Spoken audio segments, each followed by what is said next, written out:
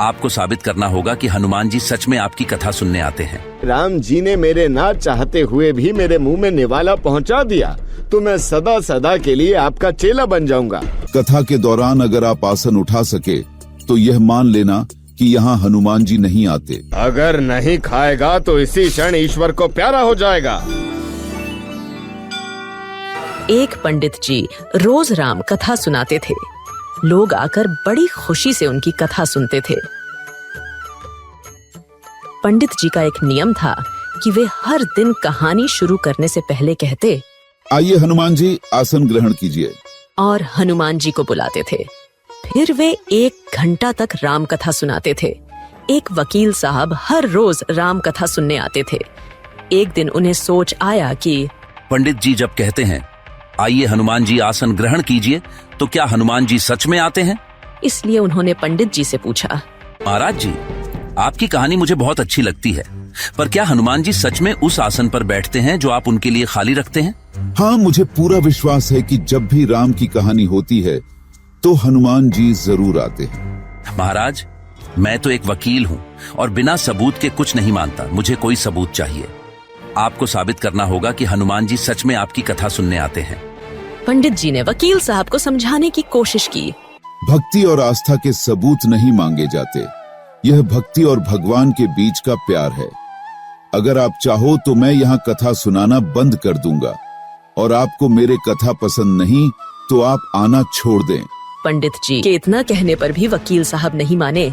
वे कहते रहे, देखिए, आप अपनी कथा में इतने दिनों से झूठ कहते आ रहे हैं कि हनुमान जी आपकी कथा सुनने आते हैं, और दिखावा और ढोंग करने के लिए एक आसन खाली छोड़ दिया। अब तो आपको अपनी बातों को साबित करना ही होगा। पंडित जी और वकील साहब के बीच बहस होती रही। पंडित जी ने बात को टालने की बहुत कोशिश की, लेकिन आखिर वकील ठहरे वकील।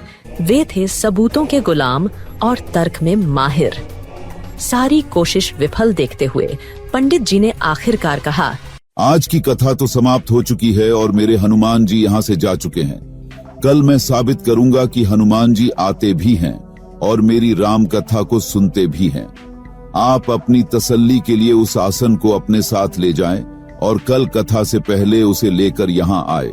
वकील साहब आसानी से मान गए और तर्क किया, अगर आप कल साबित नहीं कर पाए तो आप जो कहेंगे मुझे मंजूर होगा।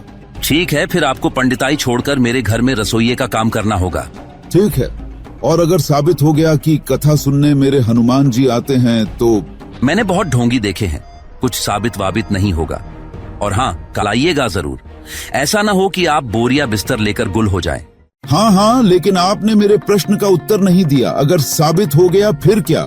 मैं वकालत छोड़कर आपके घर नौकरी करूंगा, ठीक है? नहीं, ऐसा कुछ नहीं करना होगा। केवल वचन देना होगा कि किसी की भी आस्था पर कभी भी उंगली नहीं उठाएंगे। ये सारी बातें आसपास खड़े लोगों ने भी सुनी, और देखते ही देखते बात पूरे नगर में फैल गई। इस एक ही घटना से जो लोग उनका आदर करते थे, उन सब के मन में संदेह का बीज जाग गया कि कहीं ये ढोंगी और ठग तो नहीं। पंडित जी का घर कुछ ही दूरी पर था। रोज जहां पंडित जी कथा समाप्त करके मिनटों में घर पहुंच जाते थे, आज उनके लिए इतना छोटा सा रास्ता तय करना भारी हो गया। उन्होंने एक ऑटो रिक्शा लिया और घर पहुंचे।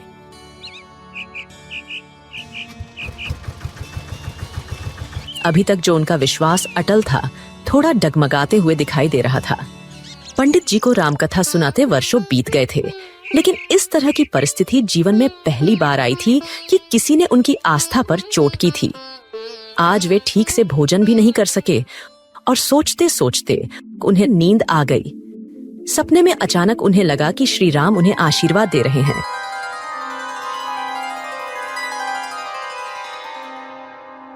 वे कुछ और कह सुन पाते कि उनकी आंखें खुल गईं। पंडित जी जानते थे कि सपने में भगवान के दर्शन शुभ संकेत हैं, और अब उनके मन से अनिश्चितता समाप्त हो गई।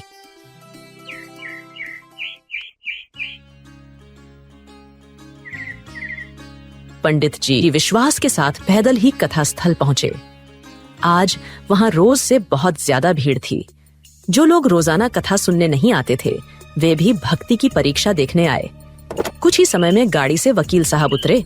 उनके हाथ में आसन था। पंडित जी ने वकील साहब से कहा, मैंने आपकी तसल्ली के लिए यह आसन आपको अपने साथ ले जाने के लिए दिया था। लाइए, इसे मुझे दीजिए। पंडित जी ने हनुमान जी के लिए आसन बिछाया। आप इस आसन से कुछ दूर पर बैठ जाए। मैं कथा के आरंभ में हनुमान जी को बुलाऊंगा और कथा सुनाना शुरू करूंगा। मेरा ध्यान कथा में ही रहेगा, लेकिन आपके पास में हनुमान जी विराजमान रहेंगे। आप उनका आसन उठाने की कोशिश करें। कथा के दौरान अगर आप आसन उठा सके तो यह मान लेना कि यहाँ हनुमान जी नहीं आते। पंडित जी ने हनुमान जी का ध्यान किया और बोले, आइए हनुमान जी, विराजिए। आज केवल मेरे जीत और हार का प्रश्न नहीं है, मेरे प्रभु श्री राम के प्रमाण और उनके प्रति लोगों की आस्था का सवाल है। प्रभु, मेरी भक्ति की लाज रखना। पंडित जी ने बड़े ही प्रेम पूर्वक राम कथा आरंभ की। आज लोगों का ध्यान कथा पर कम और हनुमान जी के आसन के पास बैठे वकील साहब पर ही जमी हुई थी। तभी वकील साहब ने सहजता के साथ आसन को उठाने के लिए अपना एक हाथ आगे बढ़ाया, लेकिन न जाने क्या हुआ, उनका हाथ आसन तक पहुंच भी नहीं पा रहा था। वकील साहब को ऐसा लगा जैसे उस आसन के चारों ओर कोई अदृश्य दीवार है। उन्होंने 2-3 बार हाथ आगे बढ़ाने की कोशिश की, लेकिन असफल रहे। वकील साहब ने शायद हारना नहीं सीखा था। वे उठे और आसन की ओर मुड़े, लेकिन न जाने कैसे उन्हें एक धक्का लगा और वे गिरकर बेहोश हो गए। कथा समाप्त होते होते वकील साहब को होश आया और वे पंडित जी के चरणों में गिर पड़े और बोले, आसन को उठाना तो दूर, मैं उसे छू तक नहीं पाया। कोई अदृश्य शक्ति निश्चित ही उस आसन पर बैठी थी। मैंने आपकी भक्ति पर संदेह किया, मुझे क्षमा कर दे। मैं अपने आप को बहुत पढ़ा लिखा समझता था और आपकी कथा में केवल आपको झूठा साबित करने ही आता था। भक्ति भाव में मेरी कोई रुचि नहीं थी। आज मैं अपनी हार स्वीकार करता हूं और आपके कहे अनुसार कभी किसी की भक्ति पर संदेह नहीं करूंगा, न उसके भक्ति की परीक्षा लेने की सोचूंगा। इस घटना के बाद वकील साहब ने पंडित जी की कथा में श्रद्धा से आना शुरू कर दिया। बहुत समय पहले की बात है। अयोध्या नगरी में एक धर्मशाला थी। उस धर्मशाला की देखरेख करने वाले एक साधु महाराज थे। उनकी भगवान श्री राम में अत्यंत श्रद्धा थी। दिन रात जय श्री राम, जय श्री राम का कीर्तन लगाए रहते थे।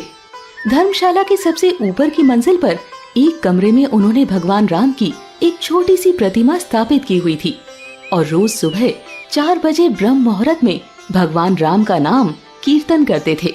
एक दिन उनके धर्मशाला में किशोर नाम का एक युवक रात को उस धर्मशाला के कमरे में आराम कर रहा था, क्योंकि पूरे दिन उसने नगर में अपने काम निपटाए तो वो काफी थक चुका था।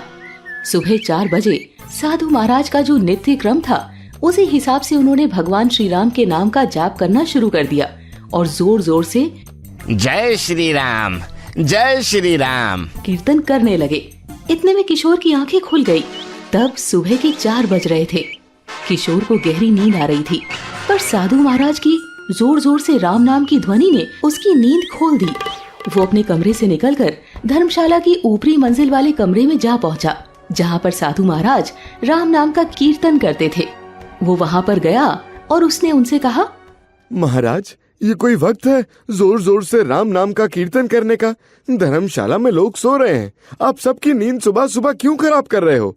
मुझे बताइए, क्या मिलता है आपको इस राम नाम का गान करने से?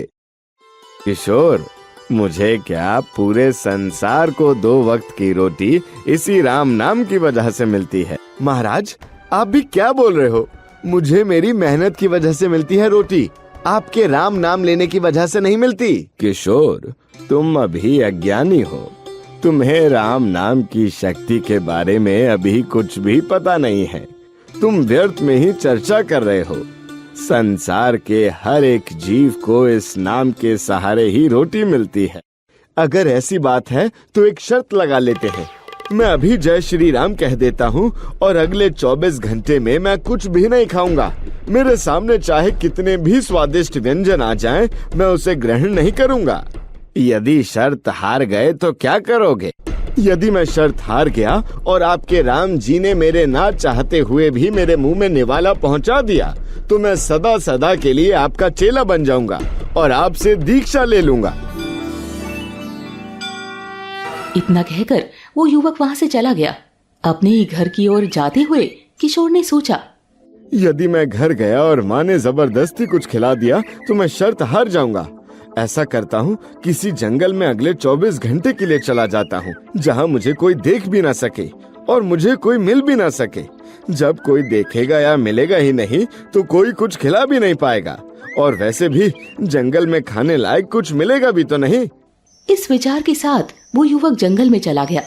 चलते चलते वो घनघोर जंगल में पहुंच गया।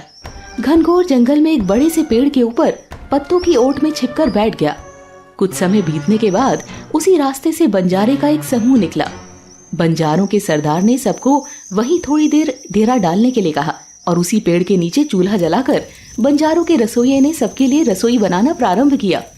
करकरी रोटियां और स्वादिष्ट सब्जी जिसकी खुशबू ऊपर पेड़ पर बैठे उस युवक तक भी पहुंच रही थी।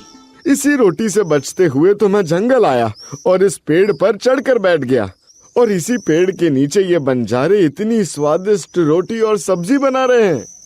किंतु अपने शर्त को ध्यान में रखते हुए किशोर चुपचाप वहां बैठा रहा। बंजारों के सरदार ने अपने रसोइये से कहा, रास्ते के लिए थोड़ा सा भोजन ज्यादा बना ले, क्या पता आगे इतना उचित स्थान भोजन पकाने के लिए मिले ना मिले। जब सभी बंजारे खाना खा चुके थे और रसोइया बचे हुए भोजन को आगे के रास्ते के लिए समेट रहा ही था, तभी अचानक एक बंजारा सरदार के पास दौड़ा दौड़ा आया और कहा, डाकुओं का एक झुंड इसी तरफ आ रहा है।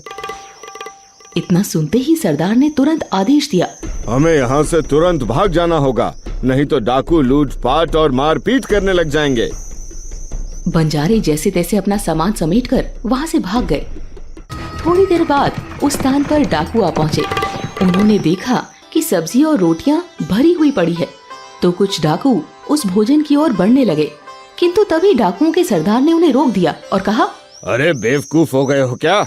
ये भोजन में विष भी तो हो सकता है। हो सकता है कि किसी ने हमें समाप्त करने की योजना से इस भोजन में विष मिलाकर यहाँ छोड़ दिया हो, इसलिए इसे खाने की सोचना भी मत। भोजन से बहुत अच्छी खुशबू आ रही थी और सभी डाकुओं को उस स्वादिष्ट भोजन को देखकर भूख लगने लगी थी। उनमें से एक डाकू कुछ विचार करके बोला, मुझे क्या लगता है कि किसी ने अभी अभी बनाकर इसे यहाँ रखा है, तो हो सकता है कि वो विष मिलाना भूल गया हो। किसकी इतनी हिम्मत जो इतने स्वादिष्ट भोजन में विष मिलाकर भाग गया? तभी दूसरा डाकू बोला, सरदार, ऐसा भी तो हो सकता है कि भोजन बनाने वाला यहीं कहीं छिपा हो। यदि ऐसी बात है और भोजन बनाने वाला भी यहीं छिपा है तो उसे अभी ढूंढो। वो मुझे मिल जाए तो इसी समय मैं उसके प्राण निकाल लूंगा। इतना सुनते ही पेड़ पर बैठा किशोर डर के मारे कांपने लगा, तो पेड़ के पत्ते जोर जोर से हिलने लगे, जिस पर डाकू की नजर पड़ी और उन्होंने देखा कि पेड़ के ऊपर एक युवक छुप कर बैठा हुआ है। उसे देखते ही डाकू को समझ में आ गया कि ये वही है जिसने प्लान बनाकर डाकुओं को मारने के लिए खाने में विष मिलाकर खाना छोड़ दिया है, और वो खुद सब कुछ अपनी आंखों से देखने के लिए छिप कर बैठ गया। सभी डाकुओं ने मिलकर उस पेड़ पर से किशोर को उतारा और सरदार ने उसकी गर्दन पर तलवार रखकर उसे पूछा, बता, तूने भोजन में विष क्यों मिलाया? किशोर ने डरते हुए कहा, नहीं सरदार, मैंने इसमें कोई विष नहीं मिलाया और ना ही ये भोजन मैंने बनाया है। ये भोजन तो बंजारों ने बनाया था और आपको आता देखकर वे सब यहाँ से भाग गए। सरदार को उसकी बातों पर भरोसा नहीं हुआ और उसने कहा, यदि तूने ये भोजन नहीं बनाया और तूने इस पर विष भी नहीं मिलाया तो सबसे पहले तू ये भोजन खाएगा। सरदार, चाहे आप मुझसे कुछ भी करवा लो, किंतु ये भोजन मैं नहीं खा सकता। अगर नहीं खाएगा तो इसी क्षण ईश्वर को प्यारा हो जाएगा। ये बात सुनकर किशोर डरते डरते रोटी के कुछ निवाले खाने लगा, और जब डाकू को ये भरोसा हो गया कि युवक सच बोल रहा है, तो फिर बाकी भोजन उन्होंने सबने मिलकर खा लिया। किशोर को ये समझ में आ गया कि वो शर्त हार चुका है, और उसी वक्त वो उन साधु महाराज के समक्ष जाकर अपनी हार स्वीकार कर लेता है और उनसे कहता है, आप सत्य कह रहे थे, राम नाम की महिमा अनंत है। ना चाहते हुए भी उनकी कृपा से मेरे मुंह में भोजन चला ही गया। उस दिन के बाद से युवक ने प्रभु की असीम भक्ति की और आगे चलकर वही युवक ब्रिज मंडल के प्रसिद्ध संत मलूक दास जी महाराज के रूप में प्रख्यात हुए। दोस्तों, आपको ये कहानी कैसी लगी? कमेंट करके जरूर बताएं।